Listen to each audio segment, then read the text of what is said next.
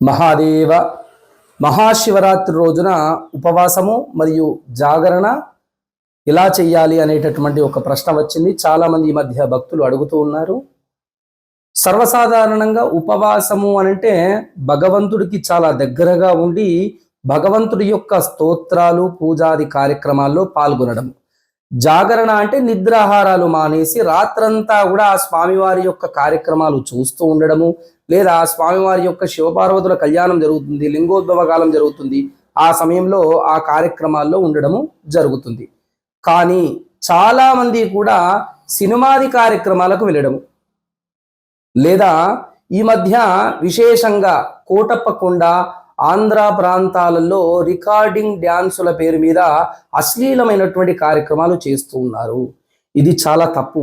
ఎందుకు తప్పు అనంటే, తిరుపతి లడ్డూ విషయంలోనే అంత సూక్ష్మంగా ఆలోచించినటువంటి వ్యక్తులు భగవంతుడి యొక్క విశేషమైనటువంటి శివరాత్రి రోజున్నే అశ్లీలమైనటువంటి కార్యక్రమాలు చేయడము సరికాదు.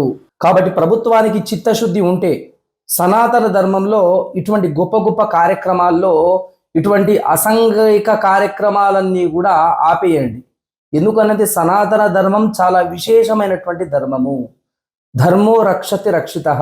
ధర్మాన్ని కాపాడితే ఆ రాజ్యం బాగుంటుంది. ధర్మాన్ని కాపాడకపోతే ఆ రాజ్యంలో చాలా చాలా సమస్యలు వస్తాయి. ఎందుకనంటే చిన్న లడ్డూ విషయంలోనే విశేషంగా మాట్లాడినటువంటి వ్యక్తులు ఇటువంటి సనాతన ధర్మంలో జరిగేటటువంటి చాలా చాలా గొప్ప కార్యక్రమాల్లో కూడా మీరు అడ్డుకోవట్లేదు, అసలు ప్రశ్నించట్లేదు. కొద్దిగా ఆలోచించండి. మరియు చాలా మంది కూడా సినిమాలు చూస్తూ ఉంటారు. సినిమాలకు వెళ్ళడం కాదు. జాగరణ ఉపవాసము అనంటే శివరాత్రి రోజున భగవంతుడికి చాలా దగ్గరగా ఉండి దేవాది కార్యక్రమాల్లో పాల్గొనడము, స్తోత్రాలు విశేషమైనటువంటి అభిషేకాలలో మనం పాల్గొనడం ద్వారా శివరాత్రి యొక్క ఫలితము మనకు దక్కుతుందే తప్ప ఇతరత్రా కార్యక్రమాల్లో పాల్గొంటే శివుడి యొక్క అనుగ్రహం ఉండదు. ఎందుకనంటే సనాతన ధర్మము నిన్ననో మొన్ననో పుట్టింది కాదు. కొన్ని కోట్ల సంవత్సరాల క్రితము మనకు ఋషులు మునులు ఇచ్చినటువంటి అద్భుతమైనటువంటి సంస్కృతి సాంప్రదాయాలే సనాతన ధర్మం.